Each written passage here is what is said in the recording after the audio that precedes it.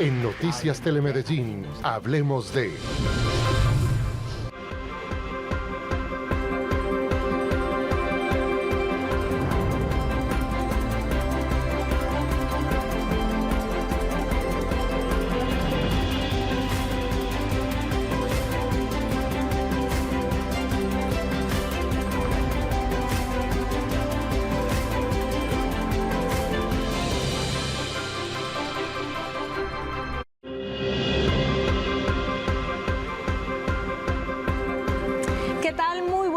Bienvenidos a un nuevo capítulo de Hablemos de. Como cada jueves los esperamos a ustedes para una conversación sobre esos temas de ciudad, esos temas que nos competen a todos los paisas. Y es que hoy tenemos un programa muy interesante que nos representa mucho cariño para todos y es la celebración de los 350 años de Medellín. Quiero saludar a esta hora a mi compañero Juan Guillermo San Martín. También ya enseguida les presentamos a nuestros invitados. Juan Guillermo, muy buenas noches. ¿Qué tal? Muy buenas noches, Susana, para usted, para todos los televidentes. ¿A quién no le gusta de su ciudad? Yo creo que más a los paisas, no solo vez que amo de mí, como diría esa canción, nos vive al corazón. Hablar de Antioquia, hablar de Medellín y por supuesto que hay mucho por repasar en nuestra historia. Son 350 años de muchas memorias, de muchas circunstancias, de muchos hechos que hemos pasado en la ciudad.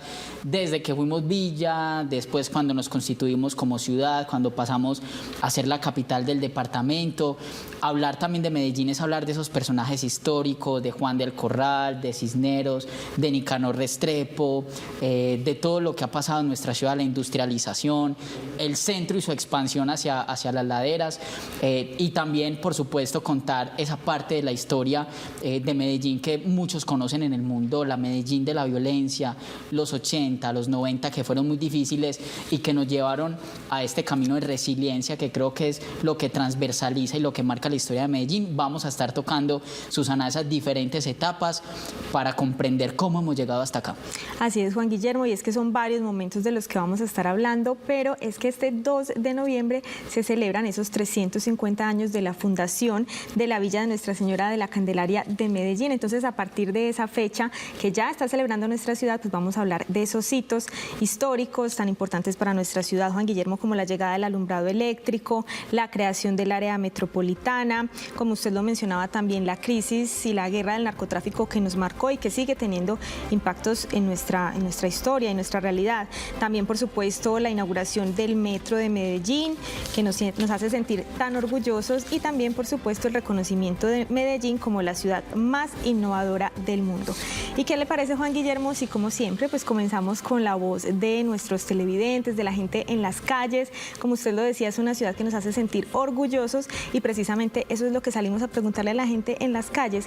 ¿Qué es lo que más lo enorgullece de su ciudad en estos 350 años? Y esto fue lo que nos dijeron a propósito.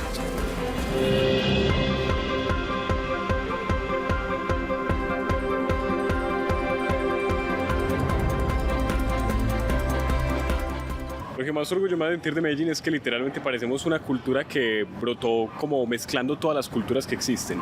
Si uno se fija en Medellín va a ver que aquí todo es como una mezcla de todo y eso me encanta. La gente, la cultura, los sitios son muy bonitos. Eso es lo que más me ha gustado a mí de Medellín. Las personas, la cultura, la gente es muy servicial. La gente, realmente la gente es buena, ¿no es cierto? Amables, hospedadores, ayudadores en todo momento. La prueba está en que cuando tú pides una dirección, casi siempre sí es posible, hasta lo llevan a la puerta donde van. Entonces yo creo que la gente es buena en general. Lo que más me enorgullece de Medellín es su sistema metro y la cultura que aporta. Bueno, lo que más me enorgullece de mi ciudad es el metro y como toda la coordinación que tenemos. Estos días han sido bastante caóticos para la ciudad y a pesar de ello, pues creo que nosotros como antioqueños hemos podido saber sobrellevarlo. Hablemos de... Muy bien, ahí está entonces la respuesta de la gente, muchos comentarios frente a esos proyectos recientes, eso que identifica Medellín en los últimos 20 años, pero hay un trasfondo, un pretérito bien interesante que tiene nuestra ciudad y precisamente para hablar de esos orígenes, de esas etapas, nos acompañan dos invitados que me enorgullece presentar hoy. Daniel Ramírez, él es miembro de la Academia Antioqueña de la Historia, también una entidad bastante querida en nuestro departamento, y nos acompaña Diego Andrés Ríos, él es sociólogo, gestor gestor cultural, conocedor de la historia de Medellín y de sus culturas. Muy buenas noches, bienvenidos a Hablemos de, y quisiera preguntarles primero qué piensan sobre lo que dice la gente. Bueno, un gusto saludarles, gracias por esta invitación y qué gusto estar aquí contigo, Diego. Y como bien mencionan los televidentes y quienes estaban en este sondeo, conectar historia con Medellín es hablar de identidad. Por eso es un tema que nos conecta también, porque nos habla de nosotros mismos, de esos trasegares que ha tenido nuestro pueblo y nuestra población. Y a partir de toda esa historia y todo lo que nos ha pasado, nos ha configurado como un pueblo resiliente. Y que efectivamente, como bien decía Rocío Arango, Medellín es un territorio que lo tenía todo en contra y hemos logrado ser lo que somos. Diego. Sí, Diego.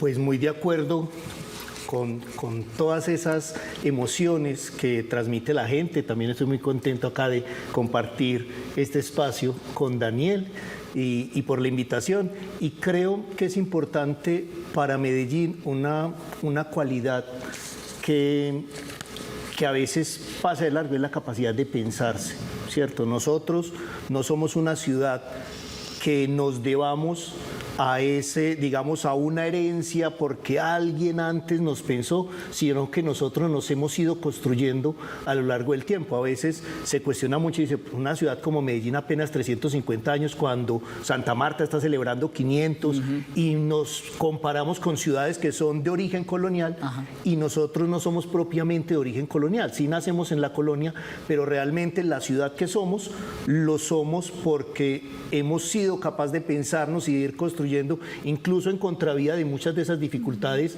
que inicialmente podrían suponer el haber generado ese asentamiento aquí en este valle interandino tan complejo para acceder. Antes de que empecemos a hablar de esos hitos históricos y de lo que vamos a celebrar, yo les quiero hacer la misma pregunta que le hicimos a los televidentes y a usted también, Juan Guillermo. ¿Qué los hace sentir orgullosos de Medellín? Yo coincido con la persona que dijo que la gente, yo creo que es lo más valioso que tenemos. ¿Ustedes qué opinan? Pues yo estoy de acuerdo, ¿cierto? Además, porque nuestra gente, la gente de esta ciudad, contrario a lo que a veces intentamos hacer, y es mostrar como que todos somos muy parejitos, muy iguales, muy homogéneos, realmente somos una gran diversidad de personas y todos esos pensamientos son muy valiosos.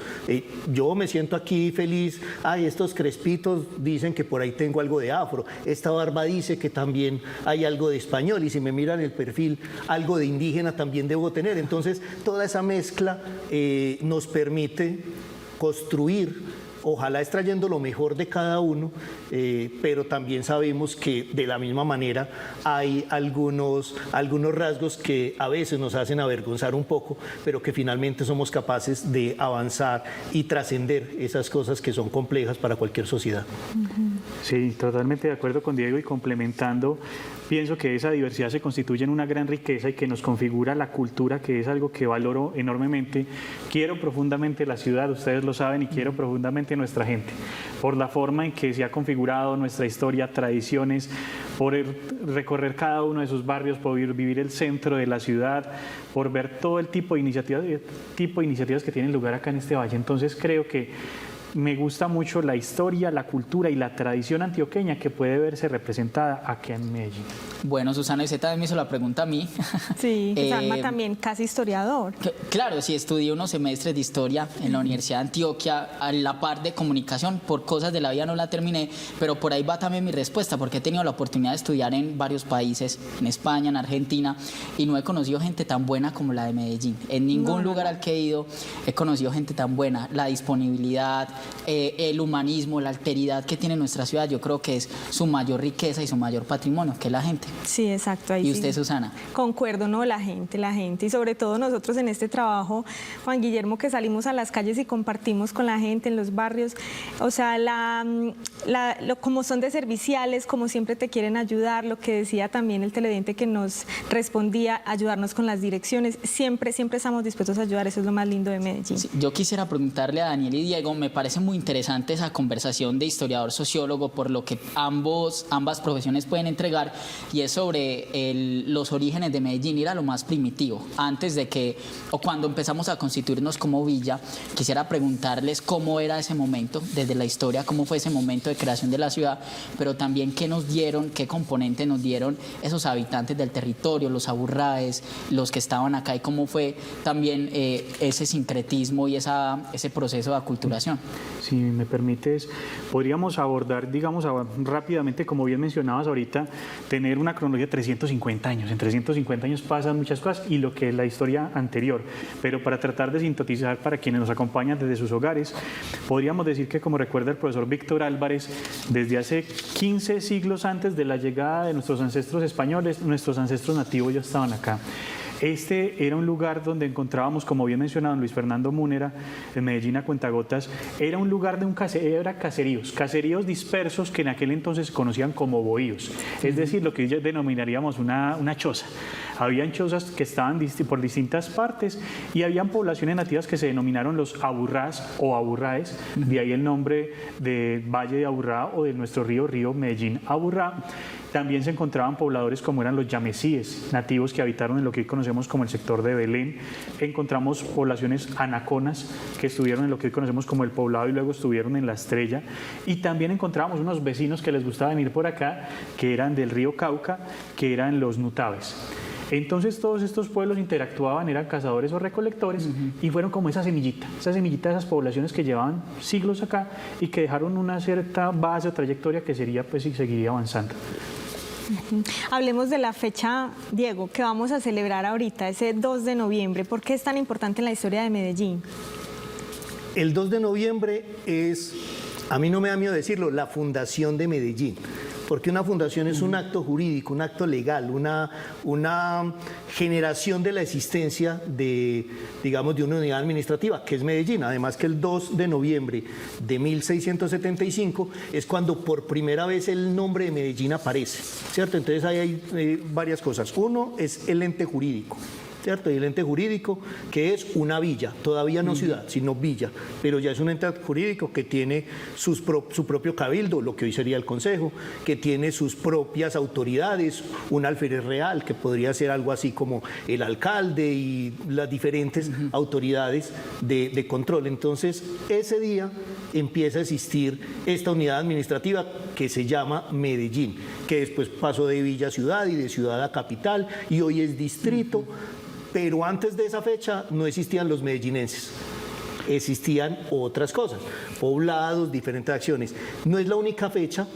Hace 50 años el debate fue bastante álgido alrededor de si había nacido en la Candelaria o en el Poblado, y hoy todavía muchos prefieren decir que Medellín nació en el Poblado y que después se erigió, pero erigir es un sinónimo de fundar. Realmente la fundación formal, jurídica, legal, es el 2 de noviembre. Pero sumándole a esa historia que nos contaba Daniel, hoy es muy importante entender que esos 350 años es de esta ciudad, pero el poblamiento del Valle de Aburrá es mucho más antiguo, y hoy, gracias a lo arqueológico, a los estudios arqueológicos, especialmente los últimos 20 años, tenemos un horizonte temporal muchísimo más antiguo. Yo sé que todos han visto, hoy está en muy mal estado, pero junto a la Veracruz hay un hallazgo arqueológico. Sí. Cuando se dio ese hallazgo arqueológico, la arqueóloga jefe, la profesora Elvia Correa, se empeñó en hacer un estudio paleobotánico. Y ese estudio paleobotánico nos mostraba cuál era la composición del suelo en más de 2000 años. Y lo que se encontraba es que entre el 2000 y el 2300 antes del presente, ya esa zona no era de bosque, no era de selva, sino que ya era una zona agrícola, ya tenía regado. Eso significa que nosotros hace 2000 años ya teníamos población bien definida en este valle, y ya tenemos una historia que comienza desde mucho antes de la fundación de la villa. Exacto. Y si me permiten, complementando, como bien nos decías, esa fundación tal cual, o que la llamemos jurídica, cualquiera de las denominaciones, es clave porque aquí ocurrió un episodio. Había un personaje que fue don Miguel de Aguinaga, que hoy lo recordamos con una edificación en el centro de la ciudad, y él levanta un censo. Entonces, como bien decía Diego, antes eran los poblados y la intención de un poblado era precisamente poder llegar a la calidad de villa, porque tenían unas ciertas condiciones de urbanismo, entre comillas, porque todo era muy precario. Entonces hay un hecho muy interesante, y es que por una cédula real que nos otorga la reina Mariana de Austria, miremos hasta dónde tiene el alcance precisamente esas conexiones, y la reina Mariana de Austria precisamente da la cédula real que nos permite llamarnos Villa de Nuestra Señora de la Candelaria de Medellín. Y esto ocurre en lo que hoy conocemos como el Parque de Berrío, que en aquel entonces podríamos entender como la Plaza de Armas. Entonces vemos cómo está ese hito fundacional, y de ahí se desprenden una cantidad de sucesos que fueron configurando lo que hoy somos. Que allí también hay una placa conmemorativa, allí en el Parque de Berrío. Efectivamente. Sí, Daniel, Diego, nosotros tenemos también preguntas de nuestros televidentes para ustedes.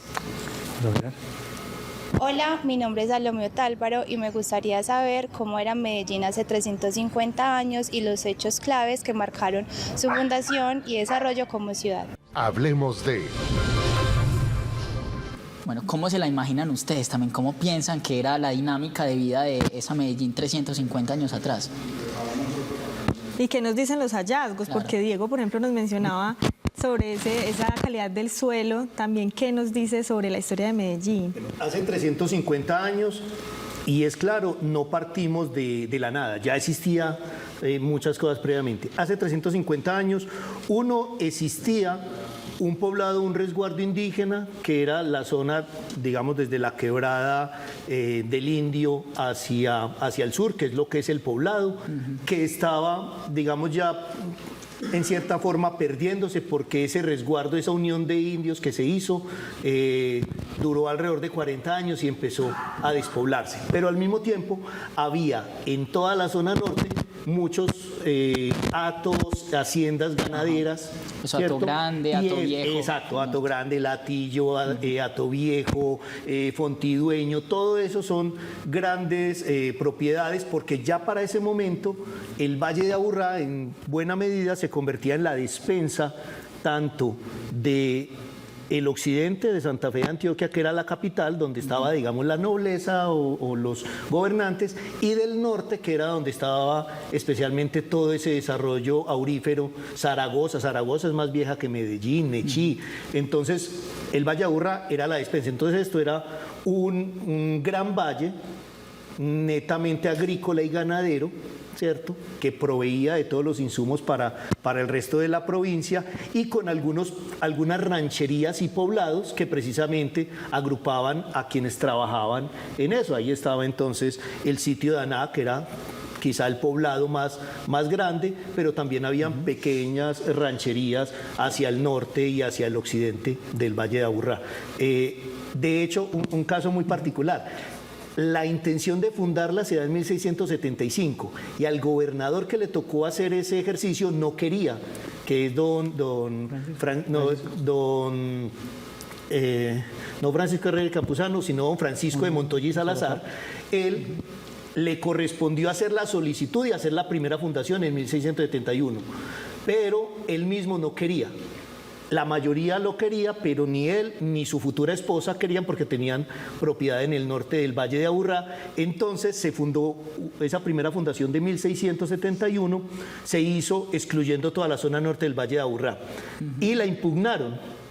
No estuvieron de acuerdo, eso fue a la audiencia en Bogotá. En Bogotá dijeron: suspendan la fundación hasta que la reina se pronuncia, la reina madre, y después de todo ese trámite es que ella manda la cédula, y ya le corresponde a Miguel de Aguinaga fundar una ciudad, porque ya había una orden superior. Pero entonces imagínense que ya existían como conflictos de si queremos ciudad, no queremos ciudad, de quiénes tienen más poder sobre el valle. Correcto. Exacto, y si me permites, complementando lo que bien dice Diego, hay un contexto, y para tratar de entender un poquito la época, uno se puede basar un poco a finales de 1700, que nos visitó, valga la redundancia, un visitador, que era Moni Velarde, y Moni Velarde dice: venga, es que esto es un villorrio, y ahí hay muchas carencias, no hay unas normas adecuadas de degüello de ganado, no hay unos sistemas de drenajes o de aguas servidas, es decir, no había alcantarillado, las fuentes hídricas no eran tratadas de una manera adecuada, y hay un hito particular también, que hay una mención donde dice no hay una buena oferta cultural.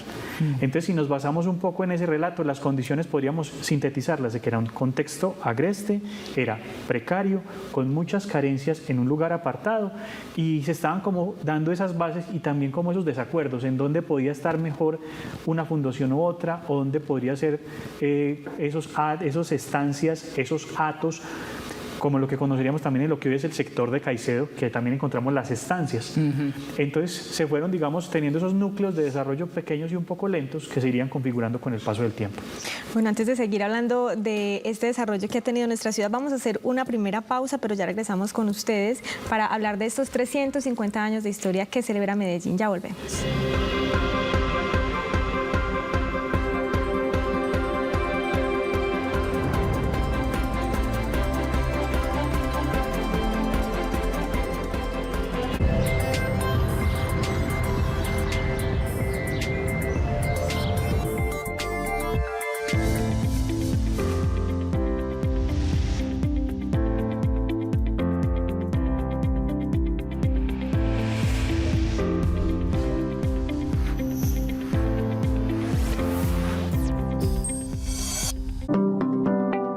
Sí, Unidos por el Agua para mí es el todo. Es que yo digo que sin agua, ¿qué somos? No somos nada. Nos sentimos muy agradecidos con este proyecto, porque de verdad que es una mejora para nosotros que tenemos pues, las viviendas, que podemos decir somos ciudadanos. Ahora sí podemos decir somos ciudadanos.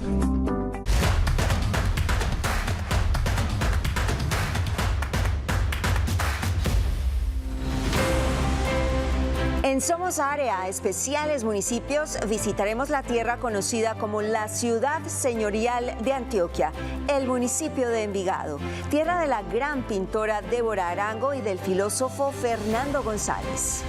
Con el alcalde de este municipio del sur del Valle de la Aburrá conversaremos de proyectos y de logros en esta municipalidad. Acompáñenos el próximo domingo con otro especial de Somos Área Municipios.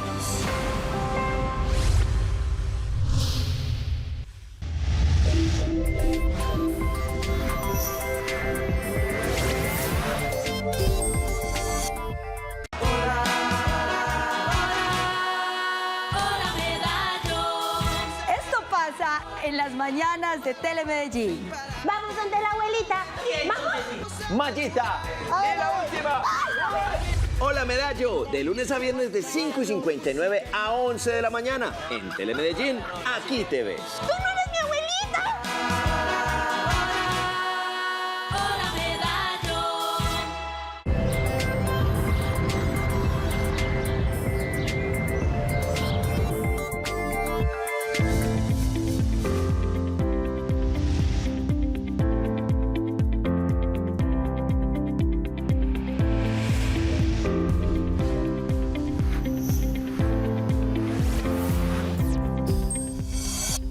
En Noticias Telemedellín, hablemos de...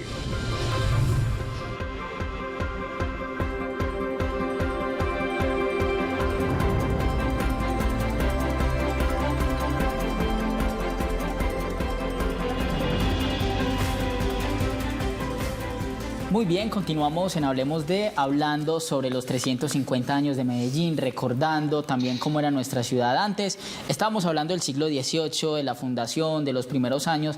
Quisiera avanzar un poquito en el tiempo para preguntarles cómo nos volvimos en la capital del departamento de Antioquia, la provincia de Antioquia en ese entonces. Quiero enlazar esta pregunta con otra, porque tal vez muchos no nos hemos preguntado de dónde viene el nombre Medellín. Es una ciudad de Extremadura, en España, muy relacionada a un conquistador muy famoso, Hernán Cortés, conquistador de Nueva España, hoy México, y quisiera preguntarles ¿por qué Medellín? ¿Por qué el nombre? ¿Y cómo nos volvimos en capital? Bueno, tenemos en ese hito fundacional, cuando se da esa cédula real de Villa Nuestra Señora de la Candelaria de Medellín, debemos revisar dos hitos, la Virgen de la Candelaria y también el nombre Medellín. En este acto jurídico que tuvo lugar, precisamente había estado el conde de Medellín, Entonces también él viendo sus intereses, también hay, y también una raíz latina y romana que hay muy antigua pues en la parte de toponimia, del nombres, y también el tema de la Candelaria, porque la Candelaria es la Virgen, la patrona de los marineros o la Virgen de las Candelas. Y muchos, así como tenemos nuestros ancestros nativos, muchos de nuestros ancestros son esos navegantes españoles, muchos de ellos llegaron de Andalucía a España. Entonces precisamente ellos se encomendaban a la Virgen de las Candelas. Y hoy conservamos una de esas figuras que data de ese periodo y es el cuadro de la Virgen de la Candelaria que encontramos en la iglesia del mismo nombre en el Parque de Berrío. Le voy a sumar una cosa al tema de Medellín y es, acá hizo carrera el nombre del conde de Medellín y han dicho don Pedro Portocarrero y Luna. Ahí hay una pequeña imprecisión, a alguien se le metió el Luna hace 150 años, pero es el conde, el séptimo conde de Medellín, don Pedro Portocarrero Fernández de Aragón. ¿Cierto? El Luna, yo no sé, en algún momento son de esas cosas que alguien lo puso y se siguió repitiendo.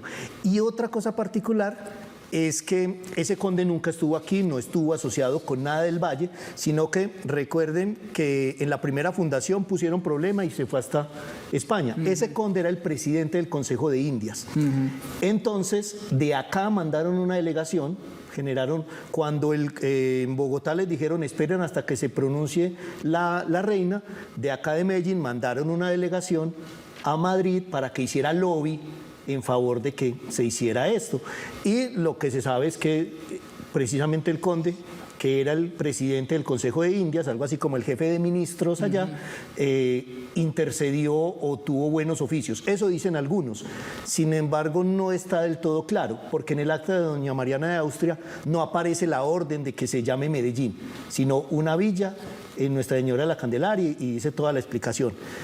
Y don Miguel de Aguinaga, que es al que le corresponde hacer esa fundación, él sí tiene una afinidad porque en su paso por la corte tuvo más relación con el conde de Medellín. Entonces, lo que más se puede, digamos, argumentar es que un poco fue también la forma de él agradecerle. Es decir, no aparece que sea algo formal. No fue la corte la que mandó que esto se llamara Medellín, sino él, como gobernador encargado, quien dijo, hagámosle este gesto y que se llame Nuestra Señora de la Candelaria de Medellín en lugar de Ana. ¿Y cómo fue ese tránsito de villa a ciudad y posteriormente capital del departamento? Bueno, todo ese trasegar se iría hasta lo que fue, si no estoy mal, 1828, que es cuando se traslada a esa capital. Volvemos al mismo punto, que había muchos intereses, tanto de pobladores, intereses gubernamentales, intereses eclesiásticos. Este fue un lugar de paso. Medellín sin duda fue un lugar de paso, fue una despensa precisamente del territorio, pero precisamente por su ubicación y por las tierras fértiles empieza a prosperar. Recordemos que aquí cerquita tenemos lo que es el sector de Las Vegas. ¿Qué es Las Vegas? La tierra cultivable. Debemos entender que nuestro río Aburrao-Medellín trae tierra sedimentada que trae muchos minerales que permite la fertilidad en los suelos. Entonces en estos territorios se dieron grandes hatos, fincas, cultivos y pues de cierta manera el lugar de paso donde yo iba a encontrar mercancía a lo largo de mis viajes, porque sabemos que hay dos hitos, poblaciones que fueron el cantón de Marinilla, lo que fue Río Negro, la ciudad madre Santa Fe de Antioquia, pues ya nos empezamos a quedar en el lugar de la despensa, donde estaba el comercio, donde llegaban las cosas y empezamos a crecer y se empezaron a conectar esos hitos fundacionales que fueron el primer barrio que hoy conocemos como el sector de Belén o como una Belén, lo que fue el sector del Poblado y lo que sería la centralidad o Plaza de Armas, Parque de Berrío. Entonces cuando se conectan empieza esa expansión y ese poblamiento. Yo les quiero preguntar a propósito de Belén, me hace acordar del puente Guayaquil, ahorita Diego también hablaba de este hallazgo en la iglesia de la Veracruz. ¿Cuáles son esos lugares que nos hablan de la historia de Medellín, que todos deberíamos conocer y saber qué impacto tuvieron para el desarrollo de nuestra ciudad? Bueno, si me permiten, pues creería que puntos de partida, digamos que como bien lo recuerda el antropólogo Víctor Ortiz, hay un punto, digamos que no llega hasta la época virreinal o colonial, pero sí es la iglesia, la capilla, la iglesia de la Veracruz, es una de las más antiguas. Luego también nuestra iglesia de la Candelaria, porque precisamente así no tuviera la misma forma que tiene ahora, ya estaba presente en aquellos hitos fundacionales. El puente de la Veracruz es más reciente, pero también hace parte de esos legados patrimoniales arquitectónicos que tenemos. El Parque del Poblado, sin duda, porque en el Parque del Poblado encontramos en la iglesia, que se encuentra en esta iglesia del Poblado, hoy vemos una torre o vemos un reloj en una iglesia y nos parece normal, pero este era el lugar con que se daban las señales, los mensajes, la llegada del correo, los problemas, se daban las noticias, la gente tenía que ir hasta el parque a ver la hora porque nadie tenía un reloj de pulso como lo tenemos hoy. Entonces hay lugares que se nos vuelven paisaje, de hecho a mí esto ya es personal, no estoy hablando de vinito seco, pero que a mí me encanta, es por ejemplo la fuente que hoy encontramos enfrente de la iglesia de San José, en el centro de la ciudad. En Medellín habían dos fuentes, una en el Parque de Berrío, que manda a poner la primera Moni Velarde, y la de la iglesia de San José. El agua no llegaba hasta los hogares, hoy tenemos el grifo y normalizamos situaciones tan cotidianas, pero no, antes había que ir a la fuente por el agua. Entonces esos lugares me parecen bonitos porque nos evocan el pasado, pero nos recuerdan que para proyectarnos a futuro tenemos que cuidar lo que tenemos. Yo quiero sumarle, y es que realmente cualquier lugar de la ciudad nos da información histórica. Lo que necesitamos es afinar el ojo y poder descubrirlo. Por ejemplo, hay muchas callecitas torcidas en la ciudad y que son inconexas, y pensamos, ve, ¿a quién se le ocurrió hacer esta calle tan estrecha, tan torcida, como tan en una forma como tan loca, ¿cierto?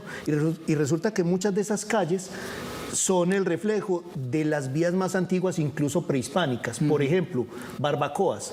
Barbacoas tiene varios pedacitos de calle, de la catedral hacia el oriente y otro pedacito hacia el occidente, pero eso hace parte de un camino muy antiguo que junta lo que hoy sería Rojas Pinilla, que pasa hacia San Benito por el lado por lo que sería la plazuela de Sea, pero también sube a oriente y se conecta con el Parque Arví. Y si seguimos a occidente se conectaría con el Camino del Virrey.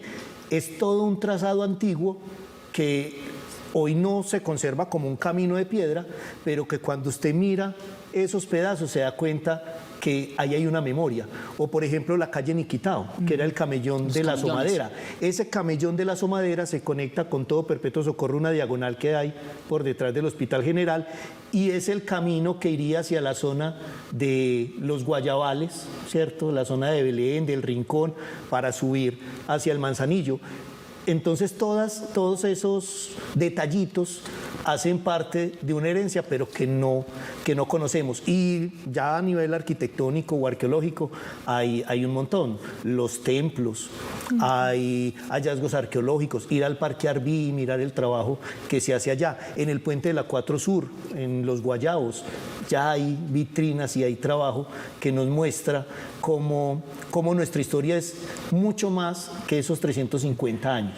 Pero y exacto, y conectar en esa parte de una época ya más reciente, podríamos mirar, como bien mencionas, esos vías como lo que fue Carabobo, el Carreteable del Norte.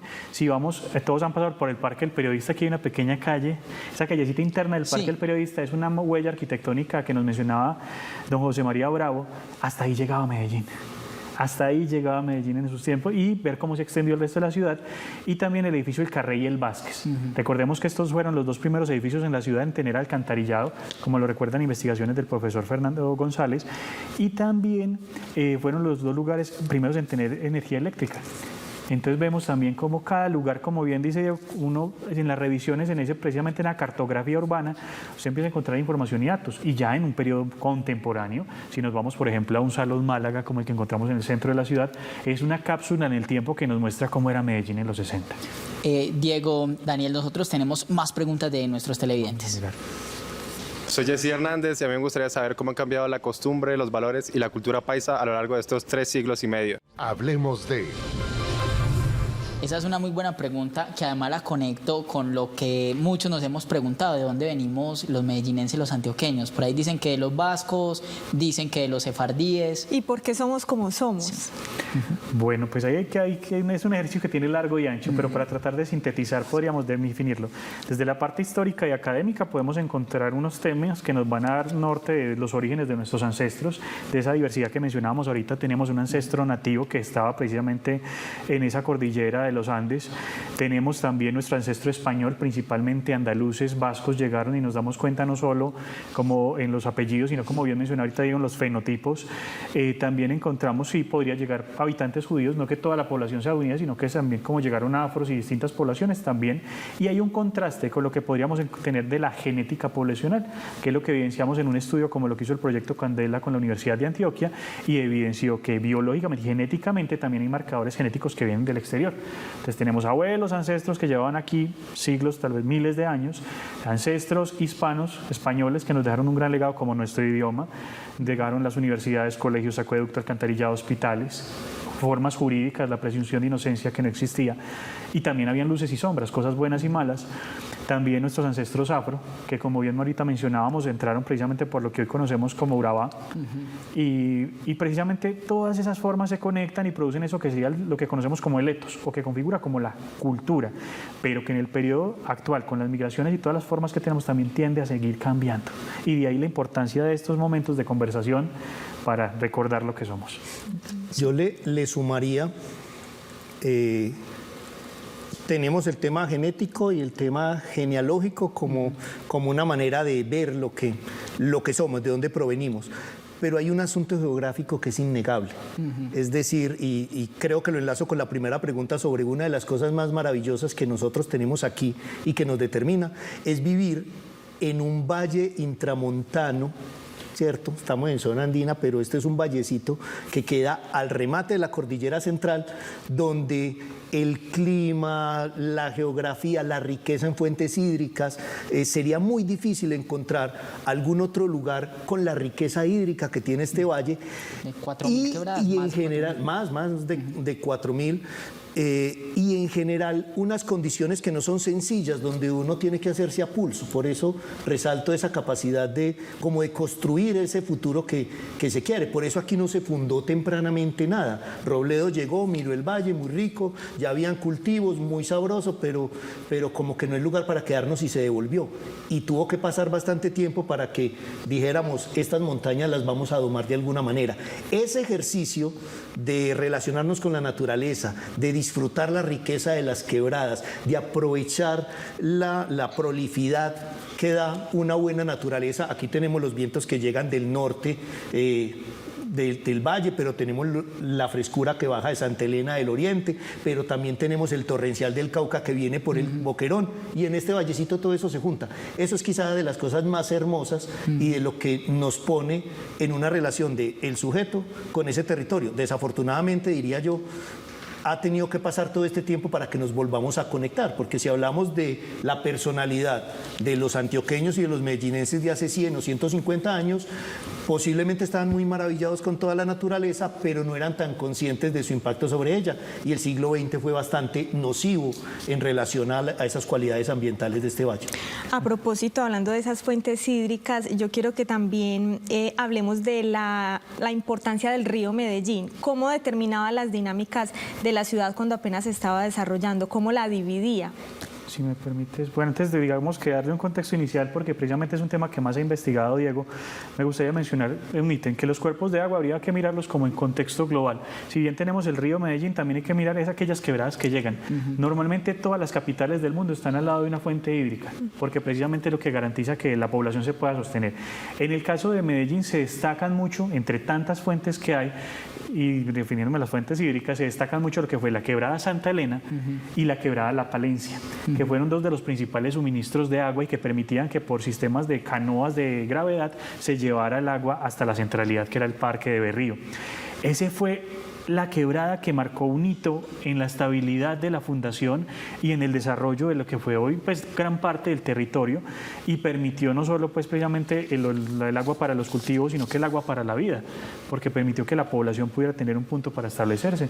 No sé, Diego, ya pues en esas líderes. No, y es claro, porque esta ciudad se llama Medellín, pero no creció en función del río Medellín, que digamos hoy es el eje estructurante porque la ciudad creció, pero como lo decía Daniel, esta ciudad fue a orillas de la quebrada Aná o Santa Elena. Aná es el nombre que se conoce de origen indígena para esa quebrada.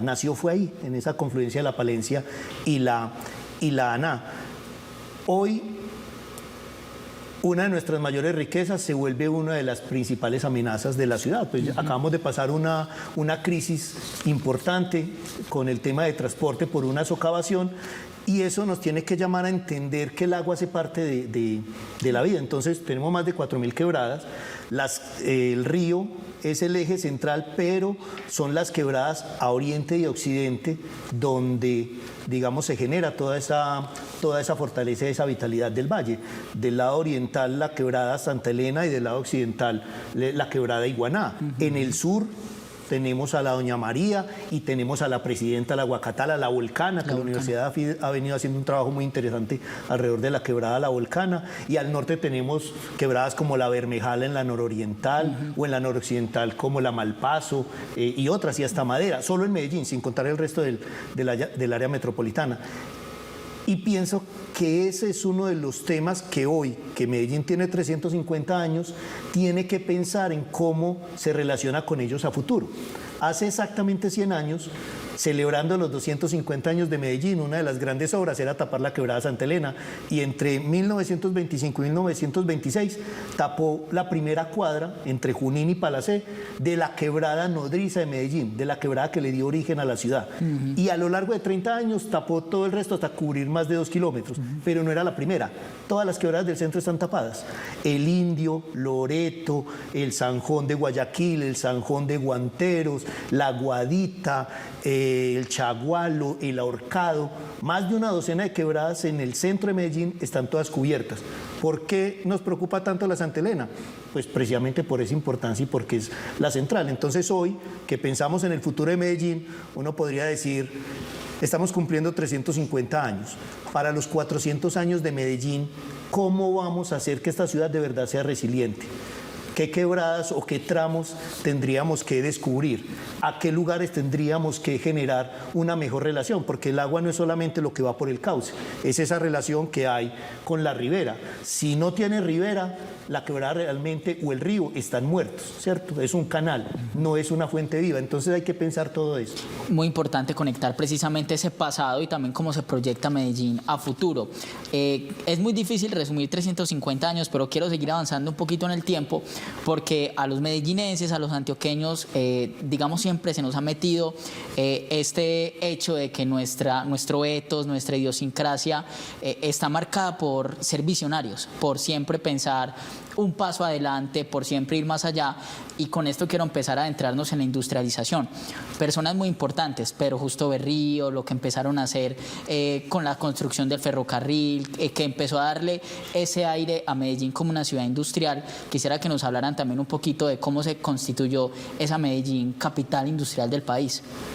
Bueno, si me permites, Diego, podríamos tener en cuenta... Hay un tema que hoy hablamos, y precisamente hoy somos Distrito de Ciencia, Tecnología e Innovación, y hablamos mucho de innovación, pero esa innovación ya está desde nuestros ancestros, que a lomo de mula tuvieron que colonizar, y a lomo de bueyes, y de nuestros ancestros nativos que ya tenían sus formas distribuidas en este territorio. Hay un hito clave: estamos en la montaña, estamos en una cordillera, estamos lejos del mar y de una fuente hídrica navegable. Y lo digo con todo el cariño. ¿Cómo es que unos montañeros crean la ciudad, la capital industrial de Colombia en 1930? Normalmente una zona industrial está al lado de un mar, al lado de un puerto, en un río, y nuestros ancestros logran que Antioquia, Medellín, en medio de las montañas, tenga una gran industria. Esto es un hito precisamente del desarrollo, porque es el traslado de maquinaria desde Europa, es la creación de hilanderías y muchas otras formas de comercio. No teníamos un puerto como lo tendría cualquier ribera en fuentes hídricas, sino que teníamos un puerto seco, que era la estación Medellín del ferrocarril de Antioquia, y un lugar que sin duda hace parte de esta historia, y es la Plaza Cisneros. En lo que hoy conocemos como la Alpujarra se configuró gran parte de nuestra historia, y ahí también precisamente empieza mucho el urbanismo. No sé si de pronto quieres complementar eso. Sí, las épocas cambian. Hoy no sería pensable industria en las lógicas de las de hace 100 años, ¿cierto? Pero la capacidad de de crear empresa, de generar riqueza, sí debe seguirnos acompañando. Y eso en gran medida fue lo que hizo que Medellín fuera capital en 1826, ¿cierto? Fue lo que hizo, porque finalmente la disputa no era fácil. La tradicional era Santa Fe de Antioquia y Río Negro era la principal despensa y tenía incluso más honores en su historia, pero Medellín concentraba esa capacidad financiera porque era donde ya el recurso se sumaba. Eso permitió que ascendiera la industria, ¿cierto? Durante buena parte del siglo XX. Y hoy es necesario pensar en esa misma lógica de innovación, cómo también revertimos los efectos negativos de esa industria. En parte es muy triste porque buena parte de esa industria ha tenido que trasladarse a otras zonas donde tenga un impacto ambiental y social menor, ¿cierto? Pero en términos políticos, culturales, económicos, tendría que pensar la ciudad cómo esa capacidad de generar riqueza también genera bienestar y nos genera proyección. Y yo sé que la ciudad lo hace. Los emprendedores antioqueños están ahí a la orden del día. El hecho de que sea un distrito de ciencia, tecnología e innovación muestra que hay un potencial muy grande que se debe aprovechar, pero que no puede desligarse de eso que somos como personas en un territorio. Entonces ahí es donde está el reto, ¿cierto? Cómo la tecnología nos ayuda a tener mejores condiciones ambientales, mejores estilos de vida, mayor respeto por nuestros congéneres, por los animales, por todo ese entorno. Entonces pienso que hacia allá es hacia donde nuestra innovación nos tiene que ir llevando.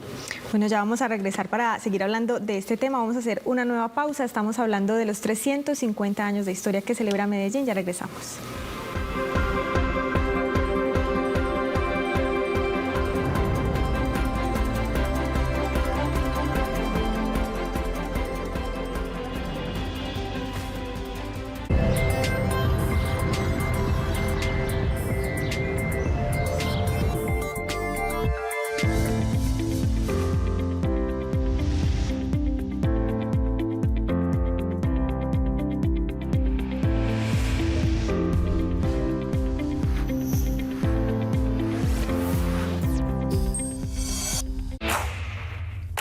¿Va a llover hoy?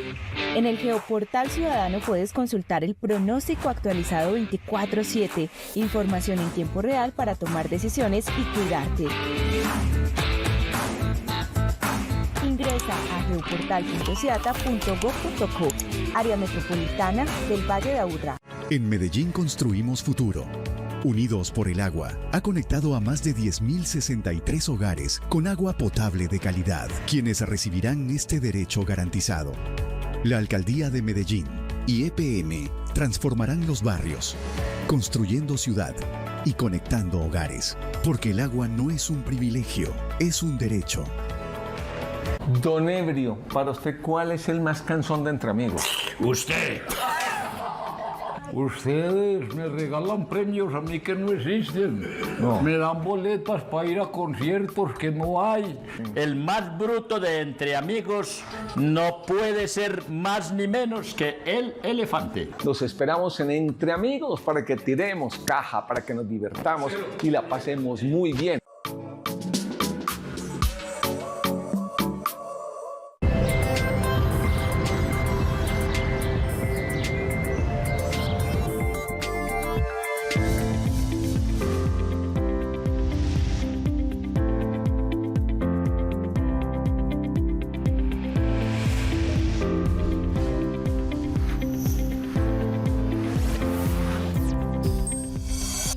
En Noticias Telemedellín, hablemos de...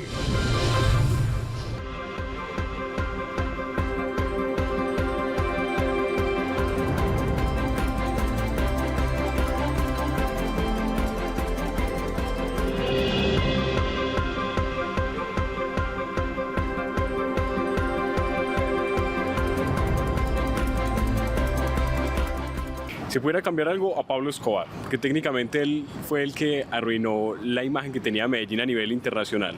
¿Y por qué lo cambiaría? Pues porque literalmente hay cosas dignas de libros de fantasía aquí en Medellín, las cuales se nos ha ido olvidando gracias a que nos concentramos en lo peor. La forma de que miran a Medellín desde afuera, por lo que pasó con lo del narcotráfico y eso, pero el resto Medellín es muy bonito. En las partes de los barrios populares más que todo, hay muchos carros, las motos en las orillas, es muy difícil transitar. Entonces me parece que por ese sentido las personas pues de las vías públicas, alimentadores, buses, sufren mucho al pasar. Entonces me gustaría mucho como un cambio en eso. Bueno, no, el pasado realmente, pues como todos saben, fue un pasado turbulento, pero ya pasó afortunadamente. Y ese pasado ayudó como resiliencia para que la ciudad renaciera.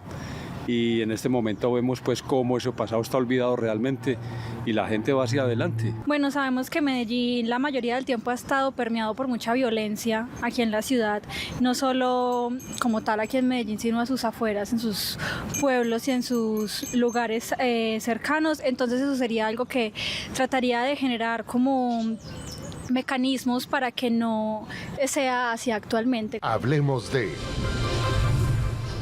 Es lo que dice la gente en nuestro Vox Pop y en buen momento estos comentarios de nuestros televidentes, porque me da Paulo para la siguiente pregunta, y es hablar de la época de la violencia tan fuerte y tan marcada en Medellín. Hemos escuchado también esta frase que inclusive es de una serie muy famosa que tiene que ver con el cartel de Medellín, que es si usted va a hacer algo bien a los antioqueños, si usted va a hacer algo bueno o malo, hágalo bien. Y creo que en Medellín también hemos hecho cosas muy buenas, bien hechas, pero también hemos hecho cosas muy malas con esos, digamos, con esas ventajas que tiene el antioqueño por su idiosincrasia. ¿Cómo ha sido ese periodo de violencia y también qué nos ha enseñado? Bueno, de contexto rápido, para quienes nos acompañan, podríamos decir que Medellín, como ustedes saben, hemos tenido múltiples episodios de violencia que nos han afectado y que de una u otra manera nos han tocado a todos, que es muy triste. Por ejemplo, en 1991 fuimos catalogados como la ciudad más violenta del mundo. Esto dice mucho también. Y también digamos que la violencia no se debe analizar como hechos aislados. La violencia corresponde a fenómenos geopolíticos. Incluso esto es una problemática que no debemos mirar nosotros solo aquí, nosotros en nuestras montañas, sino que es de una problemática de Sudamérica. La problemática, aquí pongamos de izquierda a derecha, liberal conservador, de un bando u otro, eso se repite en México, en Paraguay, en Honduras, en Argentina, en toda parte. Entonces la violencia es una problemática que ha afectado a los pueblos de Hispanoamérica.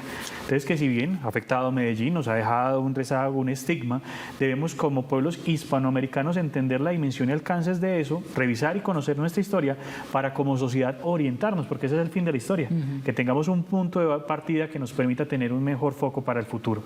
Entonces, efectivamente, hay un estigma, hay una carga, hay unas historias muy tristes, pero que como sociedad, y qué mejor momento que estos 350 años, que las podamos orientar mejor a partir de la revisión de esta historia. Hay algo, y es que eso que nos caracteriza, que es esa valentía, ese arrojo, ese emprendimiento que ha estado presente a lo largo de todo el tiempo, en cierta manera también encuba un poquito cierta cualidad o cierta capacidad de pendencia, ¿cierto? De ser un poquito pendencieros, que el orgullo nos vaya llevando también a otros, digamos, a la confrontación, y creo que ahí es donde un poco nos desordenamos como sociedad, ¿cierto? Cuando estamos tan dispuestos a generar conflicto, a ser tan pendencieros. Y un caso así muy particular que yo creo que es una muestra de que podemos no serlo. La celebración de los 200 años, el bicentenario de Medellín en 1875, todos sabemos que el gobierno local era de tipo conservador, pero quien encabezó esas fiestas, a quien se le delegó, fue a alguien de pensamiento liberal, que fue Manuel Uribe Ángel, ¿cierto? Ser capaces de, aún con las diferencias, unirse en función de la tierra es muy importante. Entonces creo que ahí, si algo le cambiaría yo a esta ciudad, es ese enceguecimiento que tenemos a veces cuando no estamos de acuerdo con lo que otros están planteando. Como sociedad eso es muy presente y nos encanta ser así, berraquitos, varoncitos, y venga, que yo tengo la razón y confrontémonos. Creo que eso es quizás el rasgo que más daño nos ha hecho a lo largo de la historia. Exacto, y también mirar elementos, por ejemplo, que nos permiten que se convierten en herramientas casi que de la historia, como lo es la literatura o el cine, con películas como La vendedora de rosas, o con una película o un libro como el de Gilmer Mesa, La cuadra, que son una síntesis que se convierte en una antesala o abrebocas de todo lo que ha pasado en un territorio. Bueno, yo les quiero preguntar también ya hacia el futuro, ¿qué proyección creen ustedes que tiene Medellín? ¿Hacia dónde deberíamos encaminarnos para seguir siendo esa ciudad innovadora, pero también para preservar ese patrimonio histórico y cultural de la ciudad? Pues de entrada, entender que no somos solo Medellín. ¿Cierto? Ahora estamos celebrando la fundación de la ciudad, pero realmente el compromiso de ser capital es el compromiso de pensar la región, el compromiso de ser solidario con la región, la obligación real de generar equidad a lo largo de todo el territorio. Y eso implica, en cierta manera, también hacer que Medellín baje un poco. Medellín no puede crecer y seguir al infinito porque lo ambiental, las capacidades del planeta, lo ecológico, eso sí tiene límites. Nuestra creatividad puede que no, pero el planeta sí. Entonces nos toca mirar una manera de que ese desarrollo que nos ha llenado de orgullo como ciudad realmente se transfiera en un bien común de toda la región. Creo que ese es un rol fundamental hoy, ser un poco menos centralistas en la dinámica, que se ha hecho mucho, ya nuestra conexión con el Urabá, lo que se debe hacer, o el crecimiento del suroeste, bueno, de las diferentes regiones, pero creo que ahí hay un aspecto vital de futuro. Yo complementaría eso porque, exacto, el desarrollo es clave y precisamente creo que uno de los mejores regalos que le podemos dar a nuestra ciudad es entender que el desarrollo no es solo infraestructura. Aquí podemos tener carros voladores, pero si no le trabajamos a la cultura ciudadana no vamos a llegar muy adelante. Necesitamos entender que el desarrollo no es solo construir casas, edificios y escenarios. El desarrollo es la calidad de vida de las personas, el desarrollo es el desarrollo mental, espiritual y físico de las personas. Si trabajamos la educación, la cultura ciudadana, vamos a tener un mejor contexto. Y nuestros ancestros lo tenían. Si revisamos, por ejemplo, la revista Progreso de la Sociedad de Mejoras Públicas, era un foco en que tuviéramos las condiciones para vivir en sociedad. Hoy tenemos muchas migraciones, llegan personas de muchas partes, entonces es muy necesario un tema de formación de públicos y de ciudadanías activas. Y es decir, hombre, no le haga ruido al vecino, estacione bien, no contamine, no tire la basura donde no es. Si como sociedad, en esos comportamientos básicos de urbanismo, precisamente ese urbanismo y buenas maneras que tenían los abuelos de Carreño, si trabajamos en la cultura ciudadana, el desarrollo de nuestro Valle de Aburrá va a ser mejor. Yo quisiera preguntarles, por esa misma vía, hemos tenido unos hitos de transformación en nuestra ciudad muy valiosos. Lo mencionaron al principio, el sistema metro, cómo se ha adaptado a esos retos de ciudad con el metro cable, con el tranvía, el metro plus, el mismo metro de Medellín. Pero sigue siendo también una pregunta y es cómo nos vamos a movilizar en un valle que es lindo y maravilloso que esté en esa cuenca, pero que es tan estrecho frente al crecimiento que tenemos, cómo nos movemos, cómo nos desarrollamos y pensamos e interactuamos, pero también hacia dónde va nuestra vocación como ciudad. Tenemos un turismo demasiado creciente, ya cada vez ganando más ese pulso como la ciudad más visitada de Colombia, y eso también qué reto nos pone, la movilidad y también nuestra actividad. Bueno, sí. Esa es corchadora. Bueno, mientras, si quieres, podríamos tratar de acercarnos de la siguiente manera. Medellín es un valle estrecho densamente poblado y esta conversación la pude tener una oportunidad con don José María Bravo. Él precisamente quien hizo varias obras de planeación acá, como lo que fue la Avenida Oriental. Hay un tema de infraestructura, pero también hay un tema de cultura. Él hacía referencia a algo que se denomina acumulación de viajes. Entonces, venga, nos vamos a ver una congestión y es un montón de carros vacíos con una sola persona. ¿Por qué sacamos el vehículo si vamos a ir a la esquina, si vamos a ir a una tienda cercana? Si hacemos un uso adecuado de los medios de transporte y recursos que disponemos, además de que las empresas de transporte tengan una oferta adecuada, podemos articular todo este sistema. Mencionando también que hemos tenido unos hitos claves. Debemos tener en cuenta que precisamente es destacar esas obras, como lo es el Metro de Medellín, que este año cumple 30 años y es precisamente un orgullo y referente de cómo hacer procesos de país. También obras como lo que fue la Biblioteca Piloto, muchas otras entidades, pero sí es clave precisamente cómo nos articulamos adecuadamente para aprovechar pues el territorio y entornos que tenemos. Yo voy en la misma línea, ¿cierto? Realmente es toda esa dimensión cultural la que permite poder enfrentar estos retos, porque podemos hacer infinidad de obras, ¿cierto? Pero eso simplemente aumenta, y el planeta no tiene la capacidad de soportarnos infinitamente. De verdad que lo público, entender lo común es clave. Entonces los servicios masivos tendrán que aumentar, la reducción de los vehículos particulares, la convicción de las personas por habitar lugares donde se reduzcan sus tiempos de viaje. Bueno, todas esas cosas tienen que hacer parte de una nueva ciudad. Perdón, y siendo breve, también hay un tema al que se le debe prestar foco y atención, y es el centro de la ciudad de Medellín. Si bien sé que se atiende, pero debe ser un énfasis puntual. Vas a cualquier capital del mundo y vas al centro de la ciudad. En cambio, viajas a Medellín y te vas para los barrios. Tenemos zonas que están subutilizadas en el centro de la ciudad, que se están cuidando, que se están haciendo trabajos, pero creo que debemos ser como sociedad todos enfocados en ese ejercicio. Sí, Susana, usted hizo una pregunta muy interesante al comienzo y me despido con esto, una pregunta relámpago, muy cortico. ¿A qué lugar de Medellín llevarían si ustedes fueran guías turísticos por un día? Un lugar imprescindible que no pueda faltar. Bueno, Plaza Cisneros. Diego.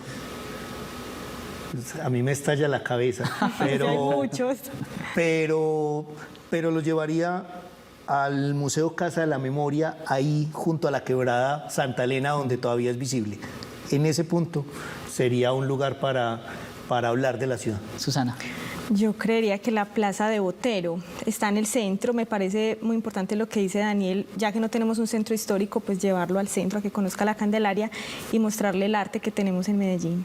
Yo lo llevaría al Salón Málaga. Parece que un tintico en el Málaga siempre es un planzazo. Totalmente de acuerdo. Bueno, de esta manera, Daniel, Diego, llegamos al final. A los dos, muchísimas gracias por estar con nosotros, por su tiempo y bueno, a celebrar estos 350 años de Medellín. Muchísimas gracias por la invitación. Claro que al simposio. Claro que sí. Y también les recordamos que estamos a puertas del segundo Simposio Historia de Medellín y su área metropolitana, para que todos en redes a la Academia Antioqueña de Historia celebremos precisamente con este ejercicio investigativo. Bueno, Juan Guillermo, llegamos al final y es que hay programación por estos días en toda la ciudad. De esta manera, les agradecemos muchísimo por estar con nosotros y una feliz noche. Muchas gracias, Susana. Feliz noche para ustedes. Gracias a los invitados y a todos los televidentes. Amar y seguir cuidando a nuestra ciudad.